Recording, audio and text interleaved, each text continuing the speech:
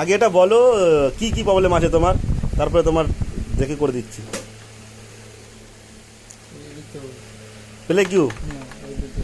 আর সমস্ত সুইচ ঠিক আছে কি? হ্যাঁ সব ঠিক আছে।